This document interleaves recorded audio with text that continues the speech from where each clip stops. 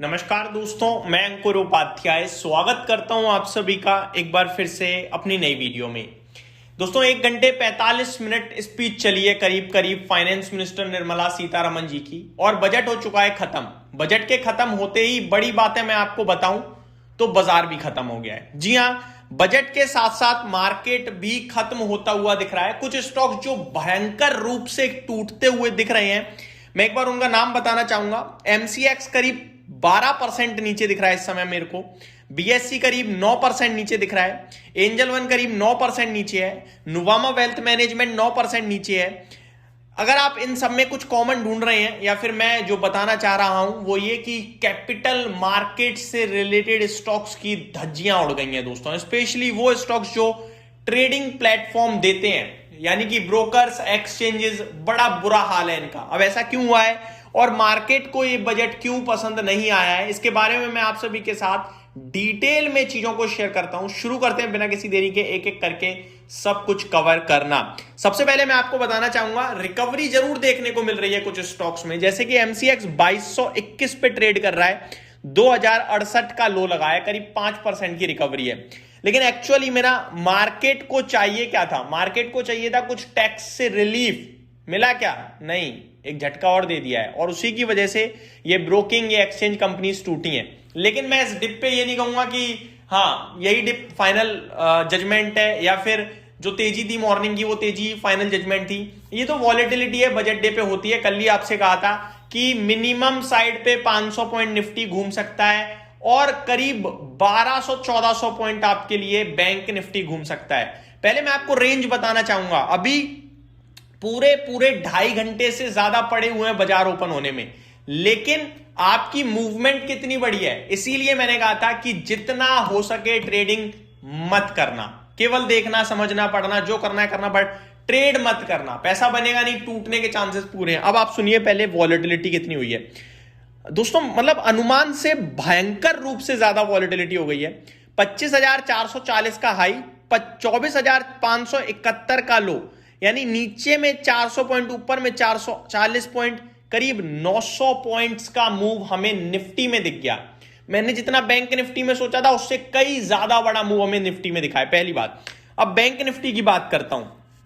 Bank Nifty में आज का जो मूव है वो आया है भाई साहब 59,865, यानी ऑलमोस्ट 60,000 का ऊपर में, और 57,783 नीचे में, यानी 2,000 पॉइंट का मूव बैंक निफ्टी में आया है। करंट सिचुएशन क्या है? करंट सिचुएशन सुनने सुनाने लायक है नहीं, लेकिन मैं वीडियो बना रहा हूं, आप वीडियो देख रहे हो, आपको जानकारी चाहिए, मुझे जानकारी देनी है तो बताना है।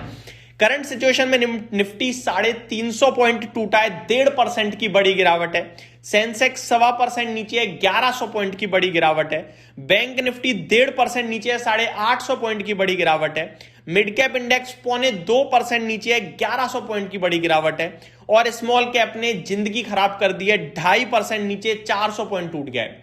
थोड़ी देर पहले 3.5-4% तक नीचे चला गया था small cap index. Market breadth उतनी खराब नहीं है, क्योंकि स्टॉक्स जो टूटे हैं वो खत्म हो गए हैं, इसलिए इंडेक्स ज्यादा टूटी है।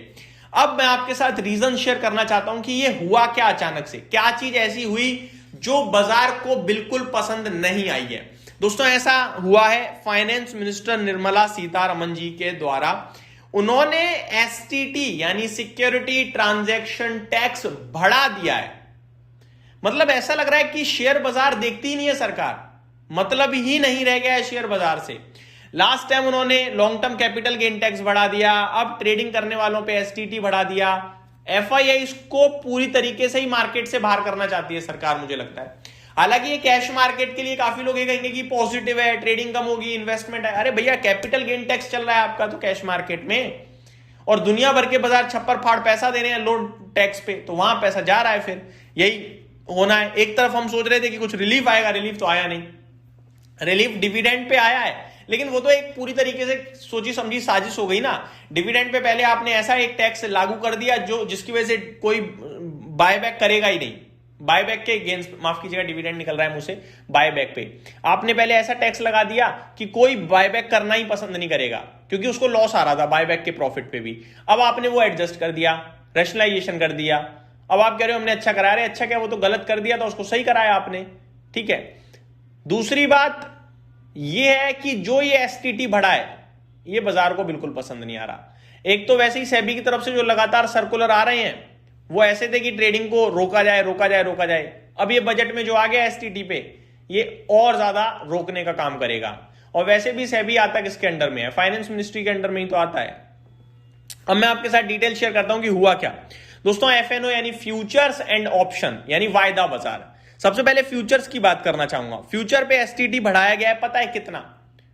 0.2% से 0.5%, 0.02% से 0.05%, यानी 150% की बढ़त एक साथ एसटीटी पे कर दी है फ्यूचर्स में ट्रेडिंग करने वालों पे। पहले एग्जांपल के रूप में अगर मैं पहले एक लॉट पे 2 रुपए देता था तो मुझे 5 रुपए का एसटीटी पे करना पड़ेगा सरकार को, सिक्योरिटी ट्रांजैक्शन टैक्स।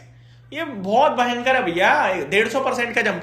और मैं आपको एक और इंटरेस्टिंग बात बताऊं, 1 अक्टूबर 2024 को जो फ्यूचर्स का एसटीटी था वो 0.0125% से बढ़ाकर 0.02% किया गया था, यानी ऑलमोस्ट 100% का जंप दिया गया था आपका 1 अक्टूबर 2024 में। अब वहां से अभी 150% का जंप और मार दिया। अगर मैं ऐसे इनिशियल बात करूं जो 1 अक्टूबर 2024 से पहले लगता था हम पे फ्यूचर्स में एसटीटी, उसके सामने अब जो हम पे लगेगा वो 4 गुना हो गया भाई साहब। तो सरकार तो टैक्स खाने में लगी पड़ी है, कहीं राहत देती है कहीं पेल देती है। ये तो फिर बाजार को तो कोई देख ही नहीं रहा ना, फिर तो बाजार छोड़ ही दो भैया, डायरेक्ट बोल दो शेयर बाजार बंद कर रहे हैं, ऐसा कुछ कर दिया इनने। ऑप्शंस पे बताना चाहूंगा, एसटीटी 0.1% से 0.15% कर दिया है, 50% का जंप एसटीटी पे भी लगा दिया है दोस्तों ऑप्शंस में। और ये ही एसटीटी ऑप्शंस में 1 अक्टूबर 2024 से पहले 0.0625% होता था, उसके सामने अभी 3 गुना हो चुका है। तो यही चीज है जो बाजार को बिल्कुल पसंद नहीं आ रही है और उसके बाद टूटा है बाजार। अब देखने वाली बात यह है कि बाजार इसको कितना मैच्योरिटी के साथ लेता है कि यार ठीक है अब बढ़ गया तो बढ़ गया, ट्रेडर जो है वो ट्रेड कर ही देगा, वो नहीं रुकेगा और बाजार वापस ऊपर चला जाएगा, सरकार को टैक्स बनने लगेगा। या फिर मार्केट गुस्सा हो जाएगा भाई कैपिटल गेन टैक्स दो, एसटीटी दो, ये दो वो दो, मेरे को रहना ही नहीं है मार्केट में, वो लिक्विडिटी खत्म कर देगा।